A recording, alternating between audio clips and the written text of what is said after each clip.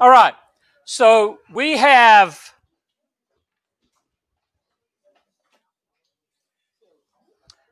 mentioned World War II, have not talked in any great detail. We mentioned the fact that it is because of World War II that the Great Depression ends. And we're going to see another little correlation regarding the Great Depression and World War II as we continue today. Before we get started, look at the picture on the board. What do you see? Women. Women. They're actually waves. Women's Auxiliary Voluntary Service. They're in the Navy. Waves. Okay? And their purpose is to be trained to take jobs or to replace men in certain jobs in the United States. Clerical jobs, payroll, personnel, anything of that nature. Where do you think that picture was taken? They never left the United States. It was taken in Georgia. Where? It was taken in Milledgeville. Where? We just said it was taken in Milledgeville. Jiminy Cricket. It was actually taken on Davenport Field. Because Georgia College, at that time was Georgia State College for Women, they were one of 4 schools in the United States that were chosen to be a school for waves.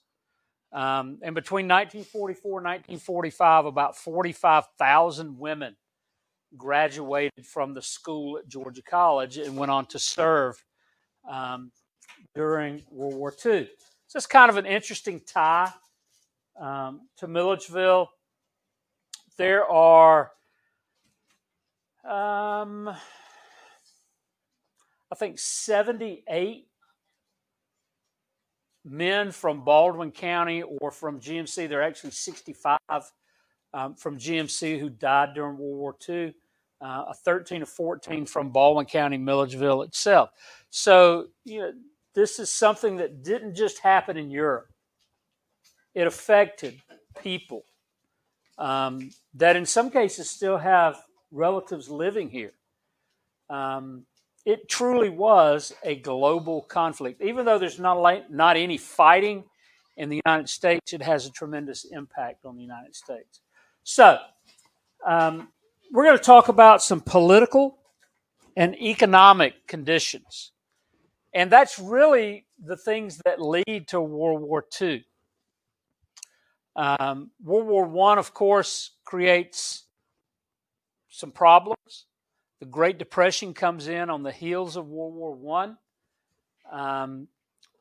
The politics that develop because of the economy and those economic conditions themselves lead directly to World War II.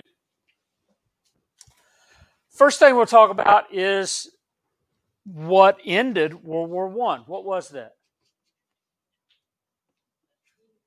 The Treaty of Versailles was not a good treaty. It does not treat Germany fairly.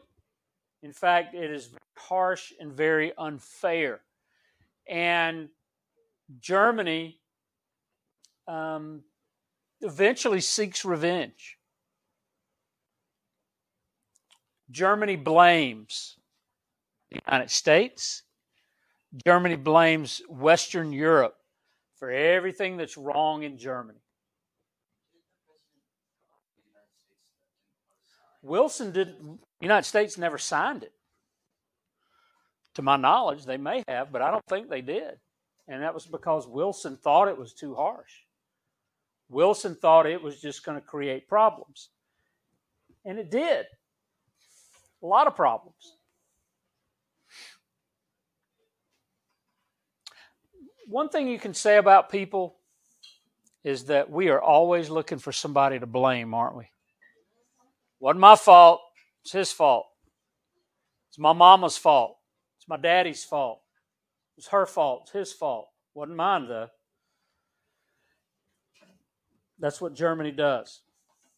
They don't take responsibility. They blame Germans blame Western Europe and the United States.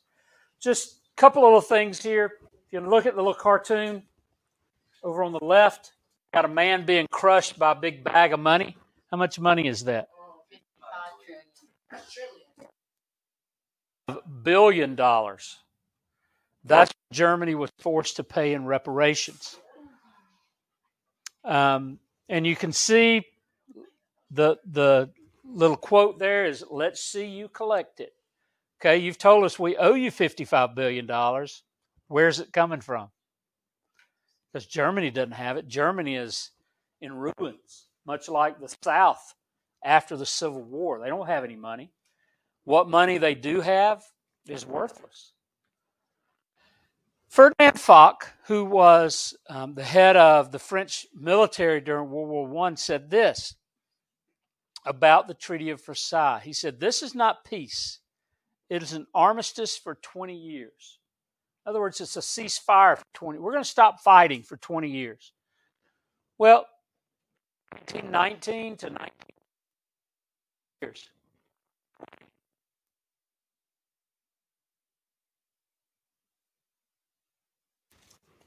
Going to be peace. It was just simply a stop in the fighting, a stoppage in the fighting. And ultimately, it just gives Germany time to rearm itself. And we see what happens. So Foch is right. Germany cannot pay the reparations. Even if it wouldn't be able, because of the economic conditions. There's several economic factors that are in play here. The Great Depression.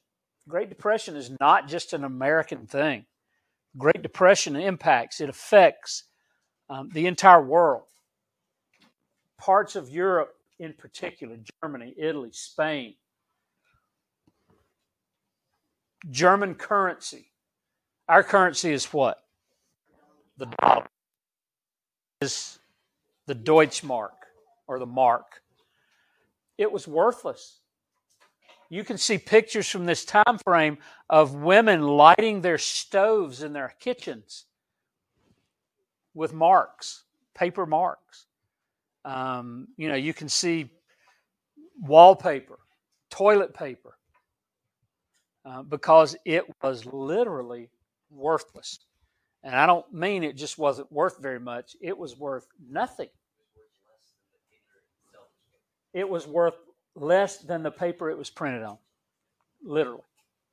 So it was cheaper to use that instead of buy toilet paper or a newspaper to line your bird cage or kindling.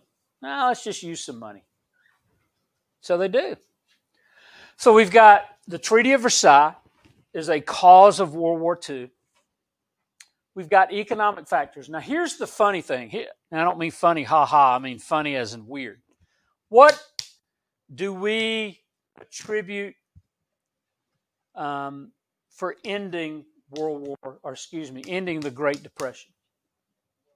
World War II.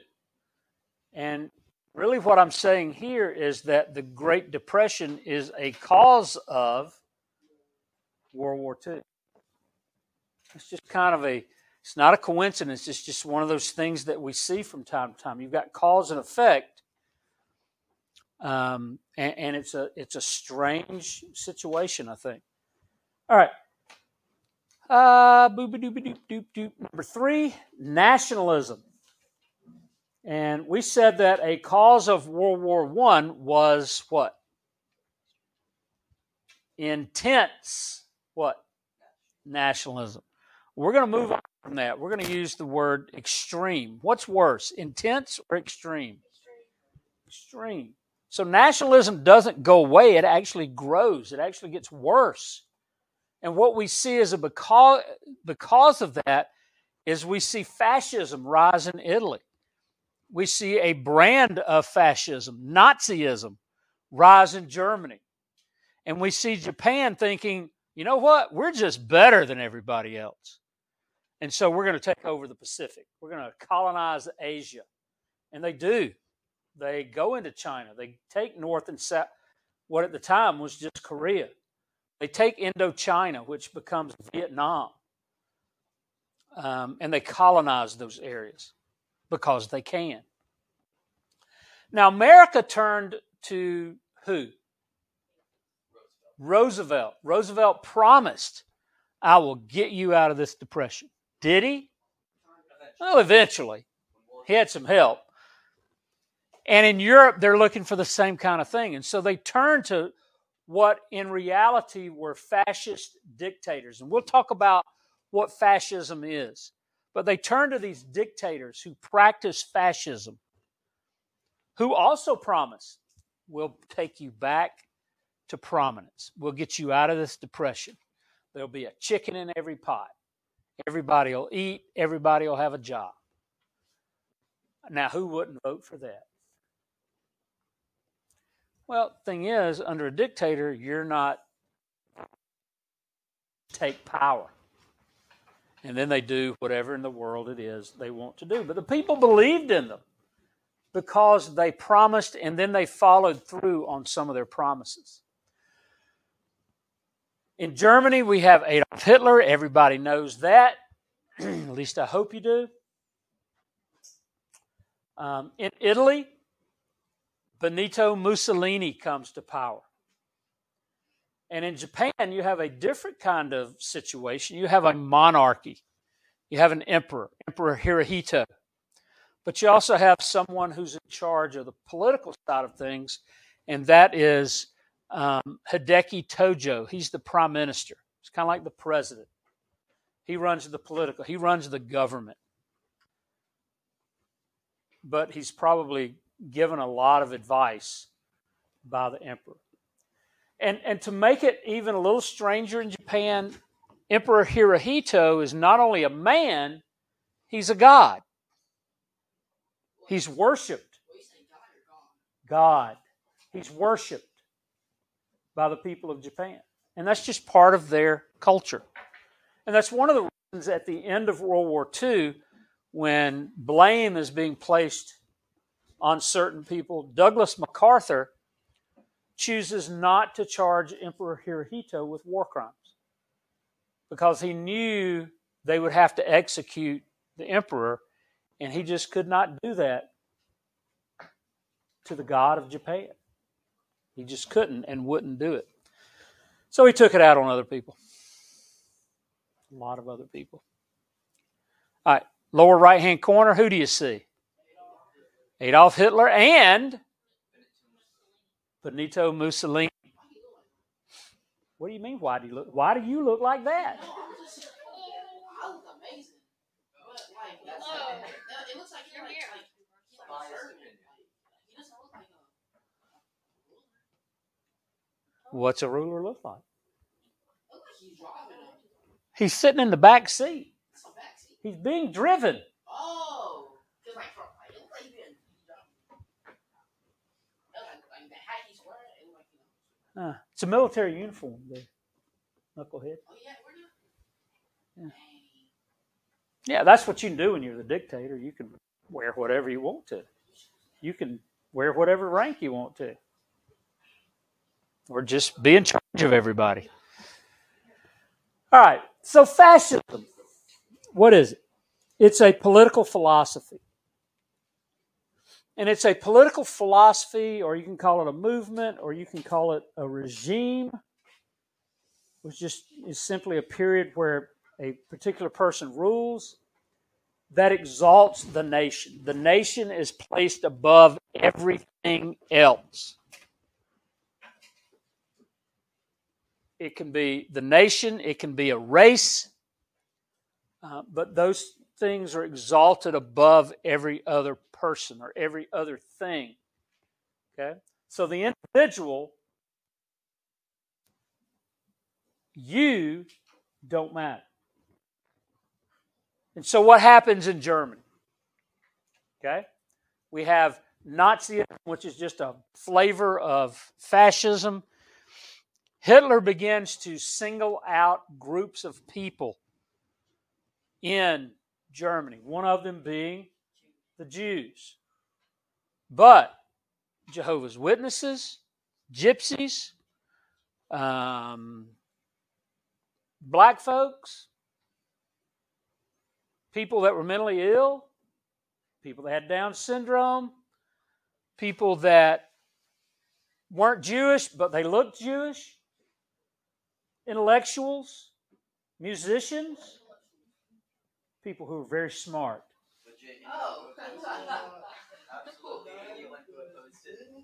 Anybody, and Caleb just hit on it, anybody who opposed Hitler was removed. And they were removed in a couple of different ways. They were forced to flee Germany, and we had people that did that. Albert Einstein was a German Jew, and he fled Germany when Hitler came to power.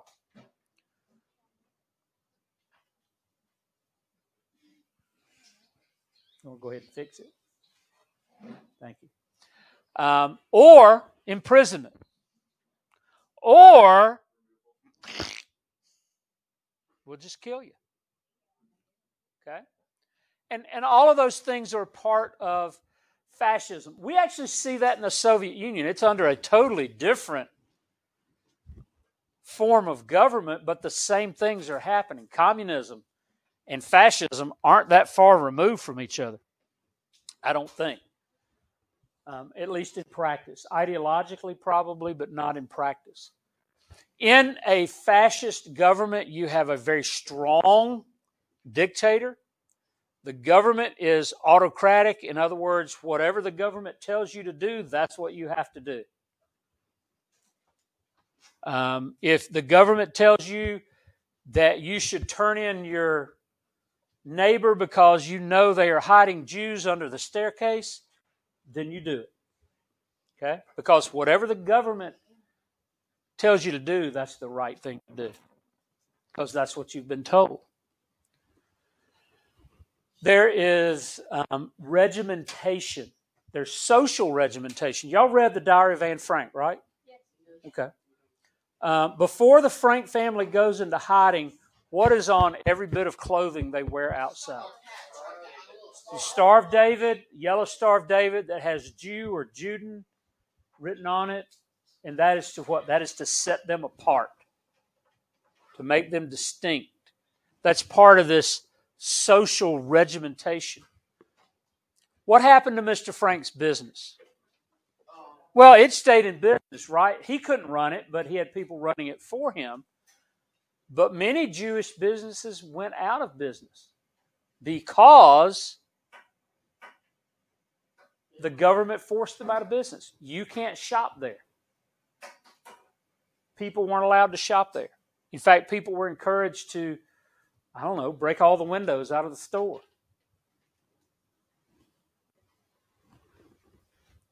That's what you see under fascism. And again, if you don't like the dictator and you speak out against him, well, you can leave, go to jail, or die. But one of those things is going to happen.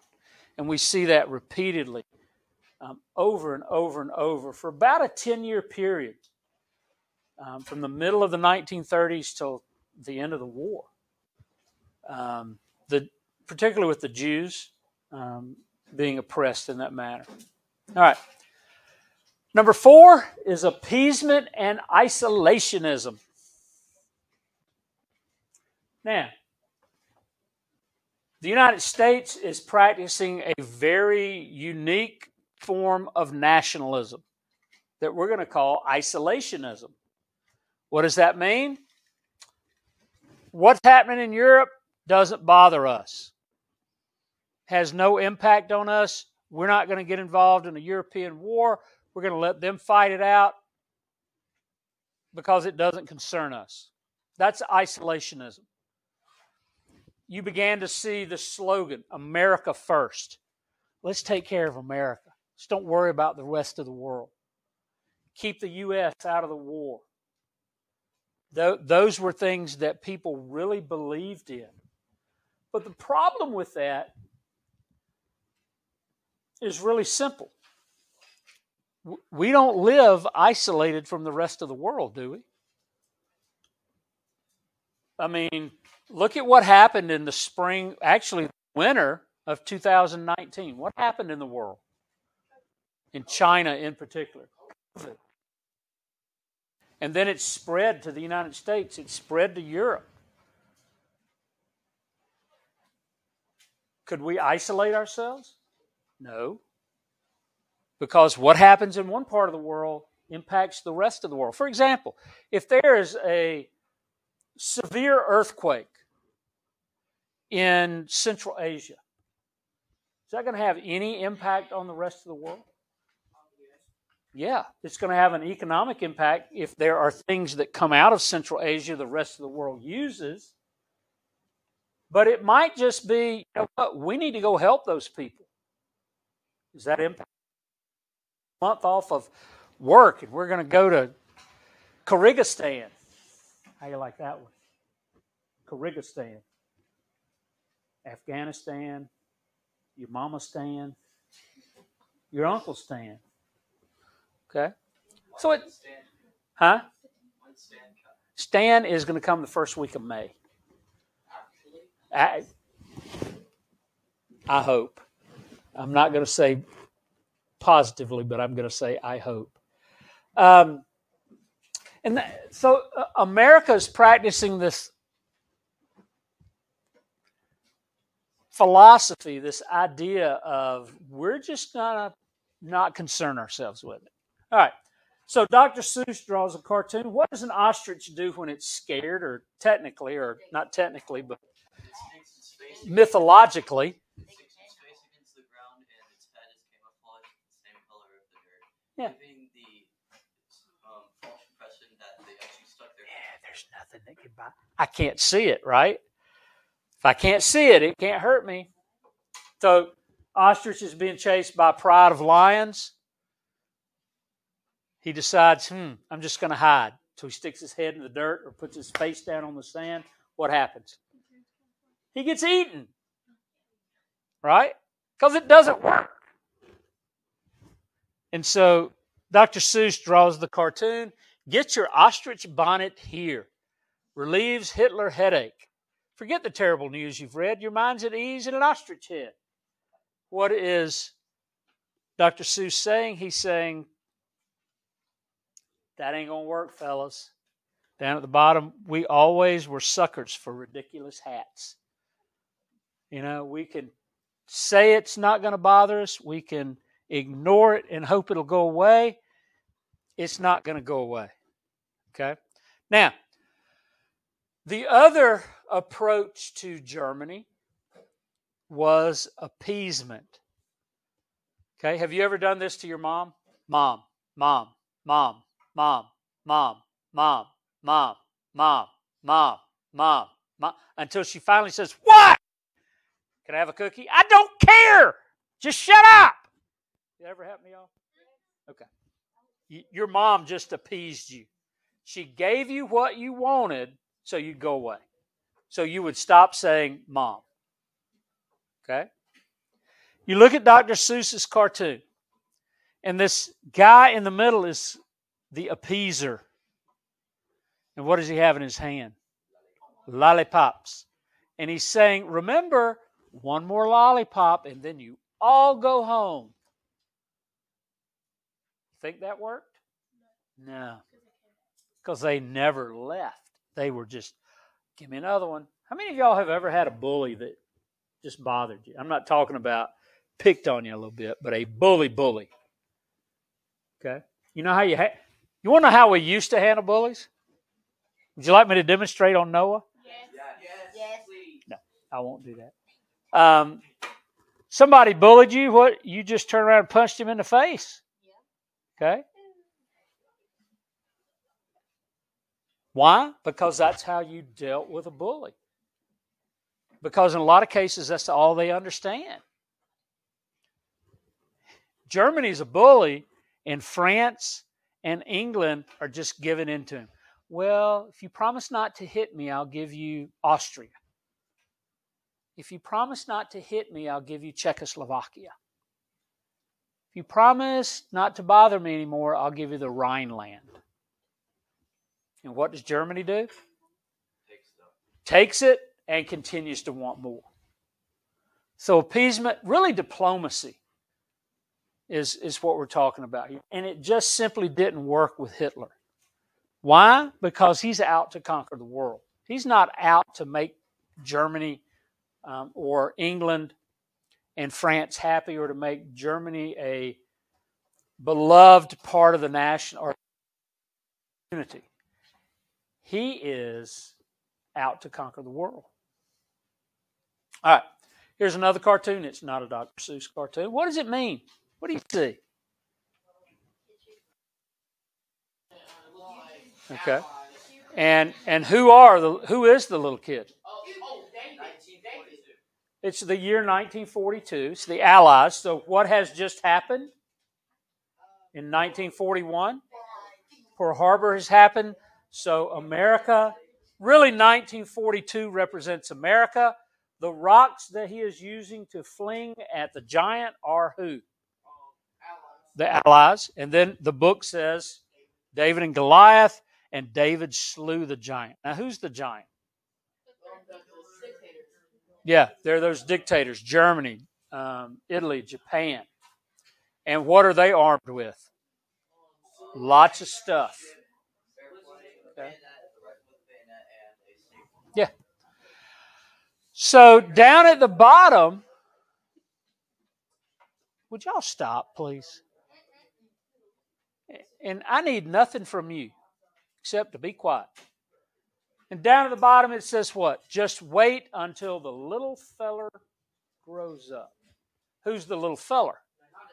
United States. Well, early or just shortly after Pearl Harbor, the admiral who was responsible for planning and executing that attack was quoted as saying, "I fear we have awakened a sleeping giant," talking about the United States. He had spent time in the United States. He knew what the U.S. was capable of in terms of production. Yeah. Why did Japan only bomb the ships, not the airplanes and fuel? That was a mistake. Had they bombed the fuel, the war would have turned out differently, or at least it would have lasted longer. I don't know that it would have turned out any differently, but it would have lasted much longer. All right. Whoa. So this is what we have. We have Japan under the leadership of Emperor Hirohito. One of the things they do is they attack China. Now here's Japan. Here's China. Who you think won? Japan. Why? Because, they're more technological. Yeah. It's exactly the reason. China is still using 19th century technology. In some cases, 14th and 15th century technology. What's China or Japan using? They're using modern weapons. And it's really no contest. In Italy, Mussolini attacks Ethiopia. Ethiopia is right here. Not very successful, but he does attack Ethiopia. And Albania, which is a little country right here. Germany, of course, Hitler rebuilds Germany's military, rebuilds its industry, begins to persecute not just the Jews, but others as well, to the tune of about 9 million people. And then you have the Soviet Union. We haven't mentioned the Soviet Union, but they're actually a part of the Axis powers when the war began. They're an ally of Germany. Joseph Stalin is doing many of the things in the Soviet Union that we see in Germany and Italy. A buildup of industry, a buildup of the military. People are forced into working for the state, in this case, the Soviet Union. And Stalin actually eliminates more people than Hitler. I've seen numbers ranging from 20 to 27 million people that Stalin eliminated during his time in power. That's a lot of people. And so, yeah. Yeah, that's not just during the war, but that's during his time in power. Neither one of them were very nice people. Well, initially they got along, and then something happened. So, the Second World War actually begins on September 1st, 1939. Germany invades Poland. Poland is, again, using 19th century technology. They're still riding horses. They don't have a huge military, and it doesn't last very long. Poland is captured. And this causes World War II to break out. The Axis powers at the beginning, we have Germany, Japan, Italy, and I didn't put the Soviet Union in because they're not there very long. At least they're not a part of the Axis when the United States enters the war. Actually, before. All right. And then we have the Allies, Great Britain, France, the Soviet Union. What are you missing? That would be Germany, Italy, and Japan. And so the Allies in 1940, and let's just kind of focus on 1939, 1940. 1939, 1940, the Allies are Great Britain and France. And then in 1940, early 1941, the Soviet Union switches sides. And so when America enters the war, the Allies are Great Britain, France, the Soviet Union, and the United States. The picture there is a fairly famous picture. You have three world leaders. You have Joseph Stalin. Who's this cat? Franklin D. Roosevelt. Sir William Churchill, who's also an American citizen now, by the way. Japan. Okay? So we have the leaders, really, of the main allies, Soviet Union, United States, and Great Britain. What do you notice about that picture? Anything?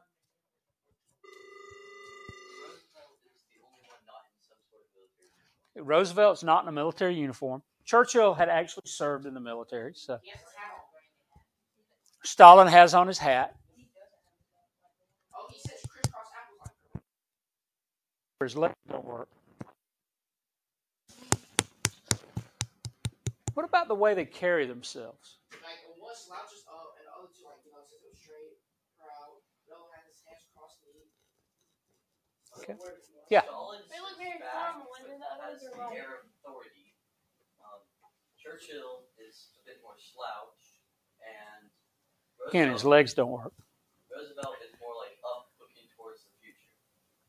Okay, that's a pretty good way to look at that. Churchill is. Somebody said earlier this morning he looked depressed. Does he? What do you think? Well, it's not that he doesn't want to be there. In fact, he wants to be there. But he has come to the realization that Great Britain's time as a world power has come to an end. He is no longer one of the big boys. The Soviet Union and the United States will be the dominant powers in the world, and England will not. And if you look at the end of World War II, it is France and the Soviet Union, or excuse me, not France, but the United States and the Soviet Union that are responsible for dividing things up, deciding who goes where, who gets what. Anyway, that's just an interesting picture. All right. The Axis powers very quickly gained the upper hand in the war. They conquer most of Europe. You can see from the map all the little Nazi flags. And we don't show the Pacific, but Japan had conquered much of the Pacific. China, Korea, what becomes Vietnam, Indochina, the Philippines.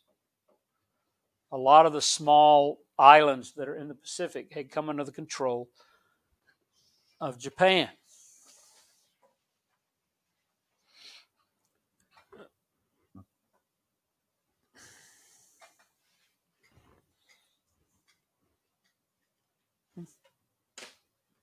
All right, ready? Okay, good. All right, 1938, going backwards a little bit. Germany takes the Rhineland. That had been land that they had given up after World War I, given it to France. Just a little strip of land. The people there are German. They spoke German. And France is like, okay, no problem. They try to appease Germany. They go into Austria, they go into Czechoslovakia, and then they go into Poland. Now, here's my question for you. Why is it that England, or Great Britain and France, declare war on Germany after Germany invades Poland?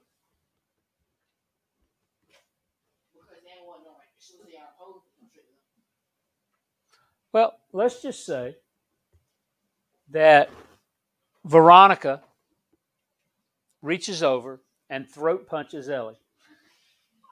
Sneak attack, right? Ellie never saw it coming. I'm sitting back and I watch it and I do nothing. Who am I? I'm a disinterested third party. I don't care. Let them kill each other. I'm the United States. She's Germany. She's Poland. Joyce and Danielle are England and France. They're Ellie's friends. So what do? That's right. They attack Veronica. Veronica beats the ever-living dog slop out of France. But they can't beat Great Britain. So why did Great Britain and France declare war on Germany? Because of Poland. They were friends with Poland. They were Poland's allies. And they had promised Poland, if you're attacked, we'll come to your defense.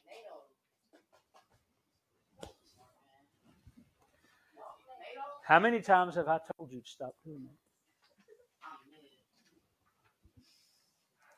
So, the Soviet Union begins to push west. They invade countries that are near them. Latvia, Lithuania, Belarus, Ukraine, Romania. And again, the Axis take over much of Europe by the time the United States enters the war. 1940 rolls around. Hitler controls Denmark, Norway, Holland, Belgium, Luxembourg, most of France, and they begin bombing Great Britain. You saw in your timeline that the Battle of Britain lasts from July 1940 to October of 1940. It's an air battle. It's not a land battle. It's not a sea battle. You have German and English airplanes fighting each other over the island of Great Britain or over the island of England. So what's the U.S. doing? I don't care. Let them kill each other. Not exactly, but that's... y'all ready? Good. So, the United States is still neutral. We're not going to get involved. We don't care. It has no impact on us, except for the fact that Roosevelt understands something. Roosevelt understands that if England falls, then Europe will fall. If Europe falls, there is no democracy. There's no democratic nation left in all of Europe. And so he tries to come up with a way to help Britain. Cartoon, Dr. Seuss. Again, it's aimed at those that think isolationism is a good thing. You see the bed that is Europe. They've got Stalinich, Hitleritis, Blitzpox, Nazi fever, fascist fever, and the Italian mumps. Look how close those beds are together. You think Uncle Sam's going to catch any of that? Probably. More than likely. And the caption down at the bottom, ho-hum, no chance of contagion. Well, that's not true. And that's what Dr. Seuss is trying to say. So we have this tremendous issue that the United States is still neutral. And it's because of nationalism. The United States needs and wants and desires and whatever else is what's most important. Heck with the rest of the world. Maybe there's some appeasement going on. You know, we won't come involved. We won't become involved. We'll give them what they want as long as it doesn't interfere with us.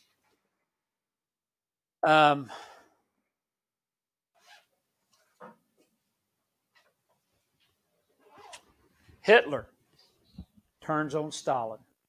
Big mistake.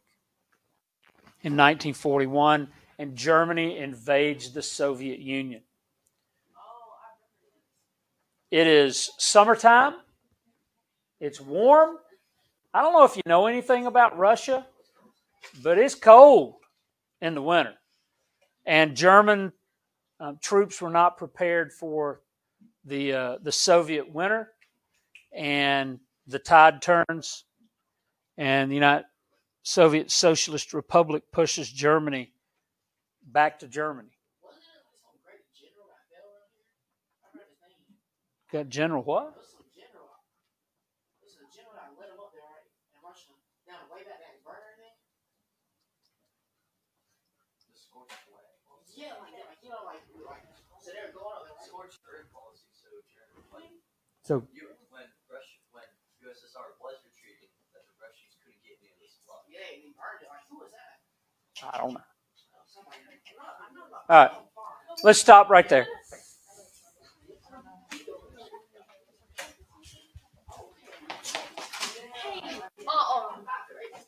You don't put them on the stove. Don't tell me like.